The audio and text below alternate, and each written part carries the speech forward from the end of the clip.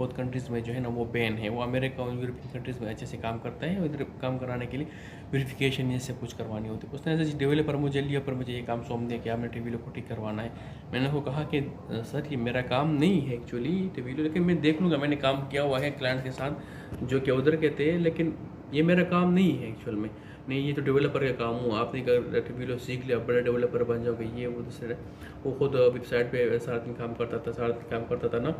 तो आज कल मैंने उनका वेबसाइट देखा, जो सारे कोड सारे वो उसकी जो आईपीज़ वगैरह चीज़ें वो बाहर पड़ी हुई है। आप फील्ड फेस्ट का नेटवर्क में जाए, उधर कंसोल में देख ले तो सारी चीज़ें बाहर पड़ी हुई है उसकी। मैं कहा ये तुम्हारे हालात है, अब मैं को क्या मैं मैसेज कर लूँ उसके पीछे कि क्या पड़ा हुआ है तुम्हारा। तो यही होता है वेब कोडिंग। अगर आपको बेसिस का पता नहीं है और आप चीज़ पे चढ़ जाते हो कि नहीं मैं तो बस यही से करवा के रहूँगा, तो ठीक है चीज़ तो बन जाएगी, लेकिन वो बैकएंड में जो तुम्हारी चीज़ें पड़ी हुई है वो क्या करेगा? ये सर्वर किस तरह काम करेगा, कि रिक्वेस्ट को किस तरह वो इनिशिएट करेगा, किस तरह वो चीज़ों को स्मूथ लेकर जाएगा, ये चीज़ें भी तो देखनी पड़ती है। सिर्फ वेब कोड से please create website for me, फिर एआई आस्क करे कि कैसे बनाओ, तुम्हें बेस्ट बनाओ, परफेक्ट बनाओ, तो ये कोई आंसर नहीं होता। बेस्ट बनाओ, परफेक्ट बनाओ, कोई वेबसाइट बनवाना नहीं होता, ये कोई मोबाइल एप्लीकेशन बनवाना नहीं होता।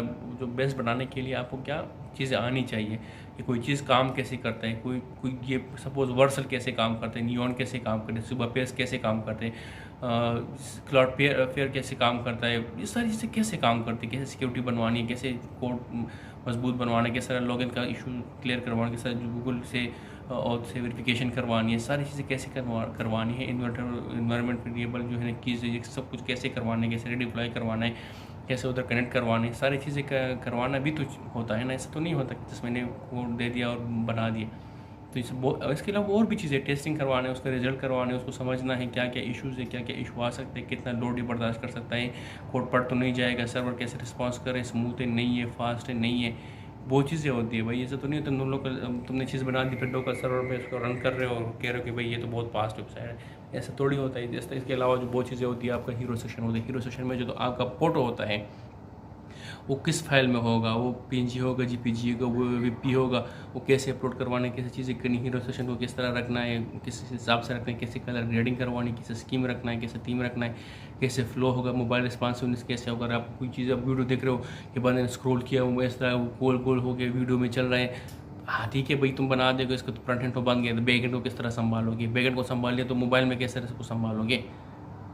यूज़र तो ज़्यादा मोबाइल से आता है ना, तो दूसरा बंदा भी तो कद्दू तो नहीं है ना।